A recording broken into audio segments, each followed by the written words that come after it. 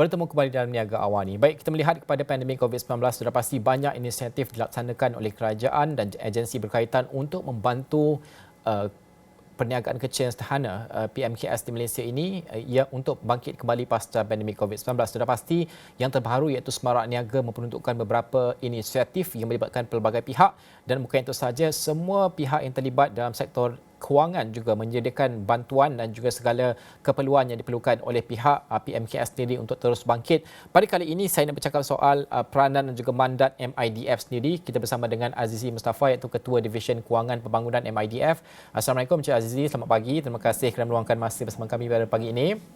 Terima kasih kerana bagi undang saya pada pagi ini. Baik, okey. Pertama sekali kita bercakap tentang skim-skim yang ada ditawarkan oleh MIDF sendiri. Kerana kalau ada kalanya kita melihat jika ada masalah kewangan atau berdepan kesukaran, ada kalanya kita terfikir institusi kewangan sahaja yang konvensional dan sebagainya. Mungkin MIDF itu jarang disebut dan sebagainya. Untuk MIDF, apa yang disediakan sebenarnya? Okey, selamat pagi semua. Assalamualaikum. Kami di MIDF sebenarnya menguruskan dana-dana yang disediakan oleh pihak kerajaan untuk membantu pembangunan dan juga perkembangan industri di Malaysia, terutamanya bagi PKS.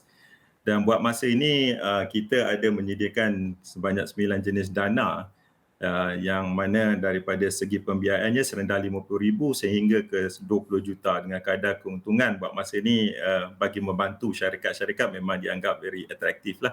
Ya, kita ada sehingga kadar 0%, ya, tak ada kadar pinjaman langsung sehingga ke kadar 5%.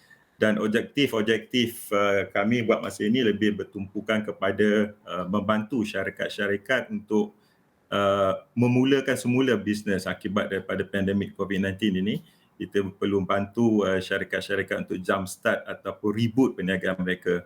Jadi sebagaimana yang Encik Najib katakan tadi, mungkin ramai yang tidak tahu di bawah DFI ataupun Institusi Kewangan Pembangunan ini kita juga ada menyediakan berbagai-bagai dana untuk membantu syarikat-syarikat atau perniagaan-perniagaan. Okey, kalau kita melihat kepada penambahbaikan oleh MIDF untuk membantu PMKS sendiri, kerana kalau kita melihat bahawa mungkin bantuan selama ini sudah ada namun keadaan itu berbeza-beza mengikut keadaan seperti pandemik ini dan juga situasi banjir semasa dan sebagainya. Apa penambahbaikan oleh MIDF yang disediakan untuk memahami kesukaran semasa PMKS itu? Okey, sejak COVID-19 ini melanda kita, MIDF sentiasa berusaha untuk membantu syarikat-syarikat PKS untuk meringankan beban mereka. Di antara usaha-usaha kami adalah yang paling orang kata obvious, satu adalah kita telah meluaskan lagi skop pinjaman yang sedia ada, di mana kita telah membolehkan peminjam untuk mendapatkan pinjaman bagi pembiayaan modal operasi mereka seperti bayar gaji pekerja, bayar sewa premises, bayar utilities dan sebagainya. Ini adalah untuk meringankan beban kerana kita sedia maklum semasa lockdown ataupun MCO diadakan, mereka ni tiada punca pendapatan.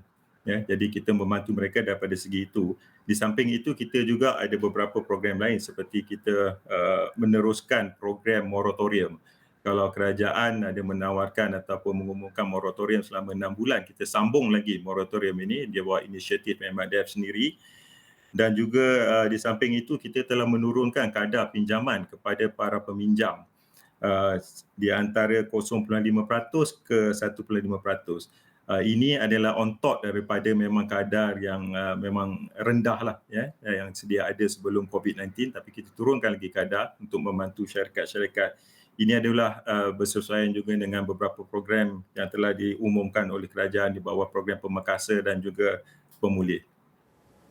Okey, Encik Azizi, sudah pastilah PMKS ini ada kalanya kita ramai melihat memukul rata lah keadaan mereka ketika pandemik ini. Namun sudah pasti berbeza, perniagaan itu berbeza, cabaran yang mereka hadapi dan juga memerlukan mungkin cara penyelesaian yang berbeza. Untuk strategi MIDF sendiri untuk memudahkan pembayaran segala pembiayaan dan sebagainya, mungkin apa yang disediakan dan juga dipermudahkan urusan ini? Adakah case to case basis? Kita sebenarnya sebagai DFI ni kita mempunyai mandat ataupun peranan yang agak berbeza dengan bank-bank komersial yang lain, ya. Secara umumnya mandat kita adalah untuk membantu pembangunan industri. Dan apa lagi dalam keadaan situasi sekarang di mana para peniaga atau bisnes-bisnes PKS yang amat tertekan akibat daripada perkembangan ekonomi semasa. Jadi apa yang kita buat masa ini adalah selain daripada pengurangan kadar yang seperti yang saya maklumkan tadi dan juga kita offer moratorium dan sebagainya, kita juga telah melonggarkan di MIDF, kita telah melonggarkan syarat-syarat kelayakan untuk pinjaman yang sedia ada. Ya, ini adalah memandangkan situasi yang sekarang ni memang kita terpaksa menambil pendekatan yang berlainan dari segi penilaian kredit dan juga pengurusan risiko.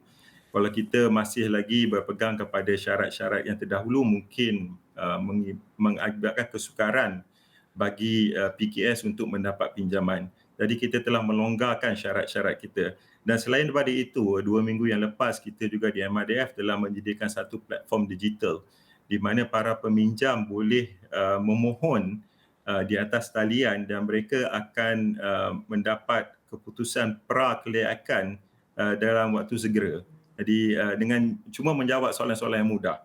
Ya, dan ini adalah salah satu daripada apa yang kita pertengahkan untuk membantu PKS dalam keadaan semasa. Untuk maklumat lanjut mungkin mereka boleh melayari halaman www.growyourbusiness.com.my. Kita ada kesemua kemudahan yang kita sediakan atau tawarkan untuk PKS. Okey, www.growyourbusiness.com.my.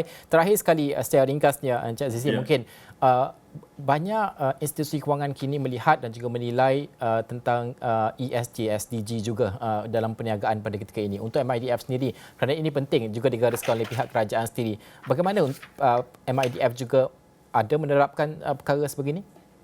Okey. I think SDG ataupun Sustainable Development Goals atau dalam bahasa Malaysia ni panggil Maklumat Pembangunan Mampan atau Maklumat Pembangunan LSRI adalah salah satu topik yang sering diperbualkan buat masa ini. Jadi di MIDF kita memang ada menggariskan prasyarat SDG secara tidak langsung, tapi kita lebih menekankan kepada aspek ESG, Environment, Social dan Governance, ataupun dalam bahasa Malaysianya alam sekitar, sosial dan tadbir urus. Kerana ESG ini dalam waktu yang akan datang ini akan menjadi satu kemestian, bukan sahaja untuk mendapatkan pinjaman tapi juga untuk berurusan ataupun berniaga, terutama je mereka yang terlibat dalam ekspor ke negara-negara maju dan sebagainya. Saya rasa memang akan sampai waktunya di mana ESG ini akan menjadi satu syarat untuk mereka mengembangkan perniagaan mereka. Jadi di MIDF kita lebih menekankan aspek ESG buat masa ini dan bagi membantu PKS ataupun usahawan-usahawan, sebab ESG ini mungkin satu topik yang agak baru bagi mereka. Jadi bersesuaian dengan mandat kami di MIDF, kami cuba untuk memberi education mengenai ESG dan juga langkah-langkah yang perlu diambil oleh PKS untuk menuju ke hadapan, untuk menyiapkan diri mereka bagi menghadapi keperluan ESG. Jadi ini dah yang kita buat pada waktu ini, Cik Najib. Okey, Cik Azizi, terima kasih kerana membantu saya dan juga saya percaya penonton Astro Awani juga kalau ada peniaga-peniaga kecil dan sebagainya untuk memahami apakah peranan MIDF dan juga dalam bantuan yang diberikan khususnya ketika pasca pandemik pada ketika ini. Cik Azizi Musaffar, Ketua Division Kewangan Pembangunan MIDF, terima kasih sekali lagi. Baik, sekian saja Niaga Awani untuk jam ini. Ikuti dan juga dapatkan segala maklumat mengenai calon dan juga aspirasi rakyat Johor serta laporan komprehensif menjelang pilihan raya negeri ke-15 Johor dan segala maklumat lain dalam astroawani.com juga aplikasi Astro Awani. Terima kasih kerana menonton saluran berita paling dipercayai di Malaysia. Saya Najib Arif. Assalamualaikum dan salam hormat.